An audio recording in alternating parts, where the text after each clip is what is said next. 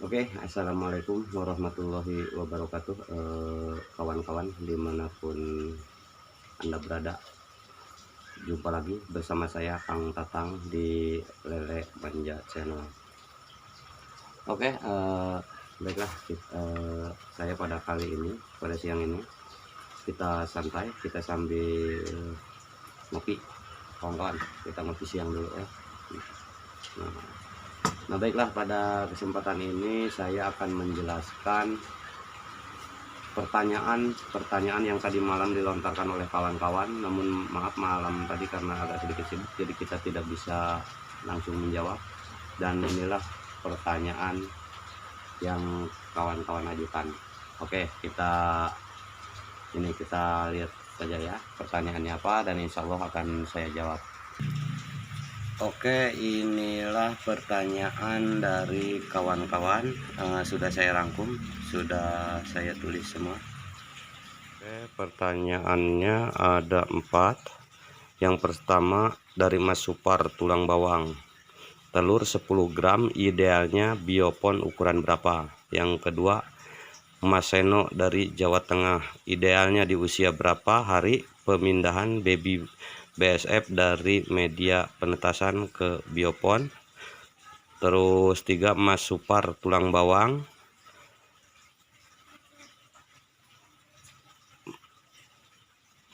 Terus yang keempat, Mas Cahyo Lampung Timur. Apakah ada saat budidaya BSF seperti penyakit dan kendala lainnya? Terus untuk punya Mas Supar tadi ya, penjelasan tentang kendala saat budidaya. Oke, baiklah kawan-kawan, akan saya coba jawab 4 pertanyaan ini di satu video. Jadi saran saya kepada kawan-kawan, tolong disimak videonya ya, karena ini 4 pertanyaan saya bikin satu. Oke, kita langsung saja menuju ke TKP. Nah, inilah dia kawan-kawan. Oke, kita jawab dulu pertanyaannya Mas Supar Tulang Bawang. Telur 10 gram idealnya biopon ukuran berapa? Oke, gini Mas, biopon itu ukurannya kalau yang idealnya itu di 60 kali 1,5 meter. Saya rasa udah cukup ideal gitu kan. Soalnya begini, kalau punya saya sendiri, punya saya pribadi ini, nah ini ukuran biopon ini 1 meter kali 2 meter. Nah, dan ini saya kasih 20 gram bisa sampai 25 gram. Nah itu nampak kan maggot-maggotnya. Itu udah sangat ideal. Jadi tidak harus takut terlalu sempit gitu kan. Itu adalah ukuran idealnya. Namun ada yang biasanya kan menggunakan baskom untuk awalnya, tapi kalau saya jelaskan untuk di yang permanennya saja, karena kalau menurut saya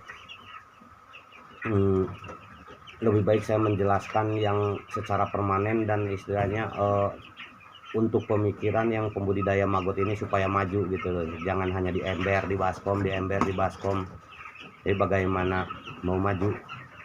Nah oke, inilah biopon kita, hanya sebagian, ini aslinya ada beberapa biopon lagi.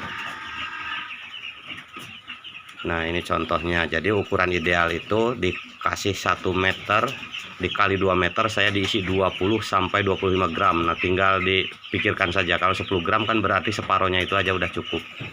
Oke, itu cukup untuk jawaban yang pertama. Oke, itu tadi jawaban untuk Mas Supar Tulang Bawang. Terus Mas Seno Jawa Tengah, idealnya di usia berapa hari pemindahan baby BSF dari media penetasan ke biopon? Oke, begini, kalau yang saya lakukan adalah di usia 7 sampai 8 hari, ataupun dari 5 sampai 8 hari itu ini udah aslinya udah pas aja. Nah, ini punya saya contoh yang di usia berapa hari ini? 4 hari, 5 hari, 5 hari. Nah, mungkin kelihatan semua.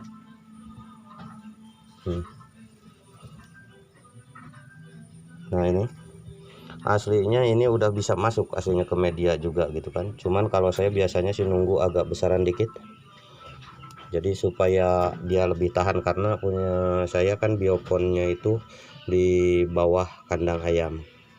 Nah, ini aslinya banyak sekali.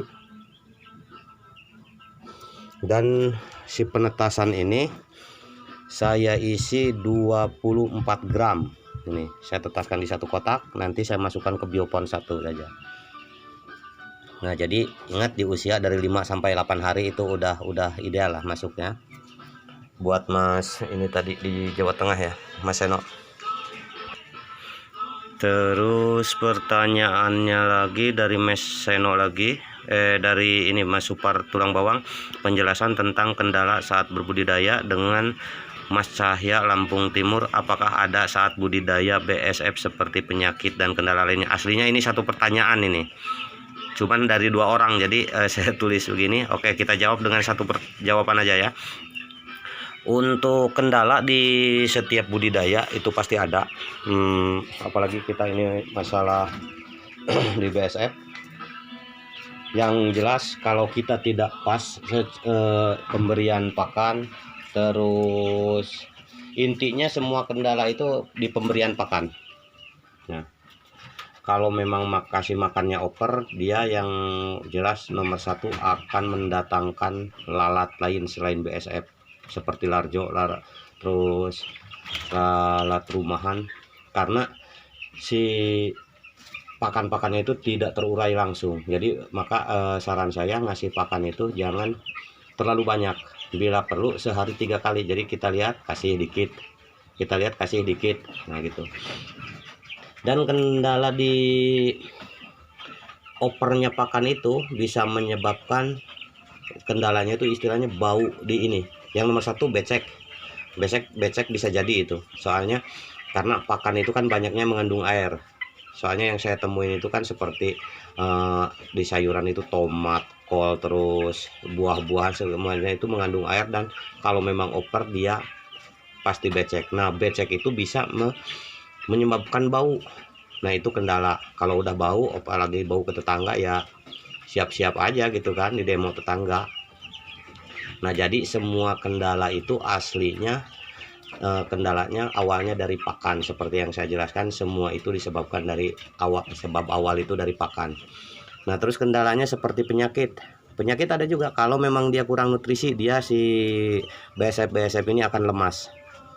Contohnya aja, nanti kalau seumpama kurang nutrisi, dia penyakitnya apa? Walaupun dia hidup, terus jadi prepupa, dan dari prepupa jadi pupa, terus jadi lalat, dan dia tidak akan bertelur. Kalau enggak, si posisi BSF-nya ini akan lemas. Nah, posisinya akan kayak lemas, jadi ya kayak kurang tenaga, itu karena kurang pakan. Tapi kalau over pakan juga tidak bisa, nah gitu, karena menyebabkan kendala yang lainnya itu ya Mas ya. Terus kendala lainnya kalau seperti penyakit itu, kalau alhamdulillah kalau di saya malah belum pernah nemuin gitu kalau namanya kutu apa-apa itu, kecuali semut 12, cuman dia kalau melihat banyaknya maggot kita, dia juga akan minder mungkin masuknya gitu kan. Seperti kadang ada tikus, cicak kayak gitu ya, mau seberapa lah makannya gitu kan, biarkan saja, anggap saja kita berbagi sama dia orang. Cuman kalau memang BSF kita banyak, kita tidak akan khawatir dengan hewan-hewan seperti itu gitu kan. Terus terang kalau tempat saya burung gereja aja banyak masuk makanin ini. Oke, itu kendala-kendalanya. Dan pasti nanti terus ada kendala seumpama becek nih gitu kan, karena oper pakan nih, contohnya punya saya. Nah, ini kan becek. Nah, ini kan becek. Dengan beceknya ini dia otomatis, apalagi kalau lebih parah, dia akan mengeluarkan bau.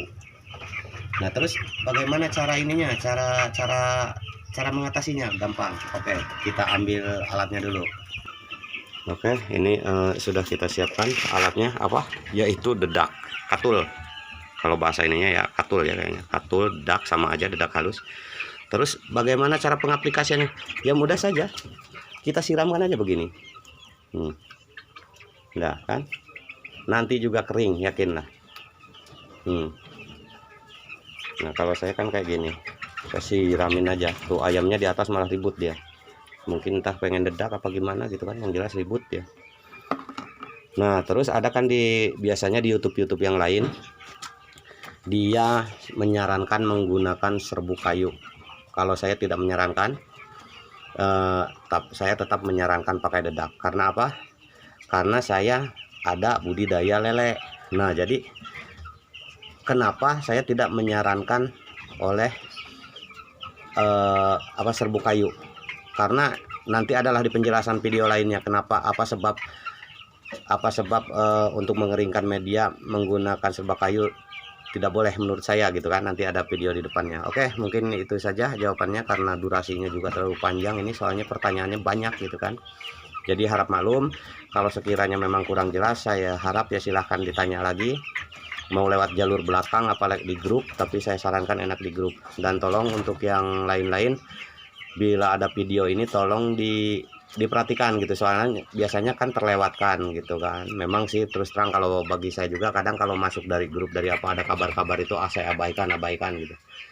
Cuman saya sarankan kalau dari grup RBB ini, saya sarankan di ini, soalnya kan ruang belajar ya. Apa gunanya kita masuk ke grup itu kalau tidak mau memperhatikan gitu kan.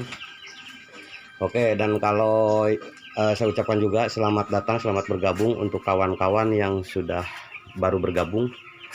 Saya mohon kepada kawan-kawan yang belum subscribe ya, terus like, komennya, share-nya saya mohonkan. Tapi ingat, memperbanyak subscribe itu bukan tujuan utama saya gitu kan. Kalau memang diurutkan mungkin itu nomor 7, 8, entah nomor berapa gitu kan. Oke, itu saja. Saya mohon maaf karena durasinya terlalu panjang, jadi memang menguploadnya juga agak susah kalau panjang. Jadi saya cukupkan sampai di sini video ini.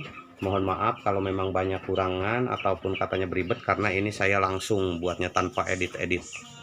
Oke, saya akhiri. Wassalamualaikum warahmatullahi wabarakatuh. Sukses selalu.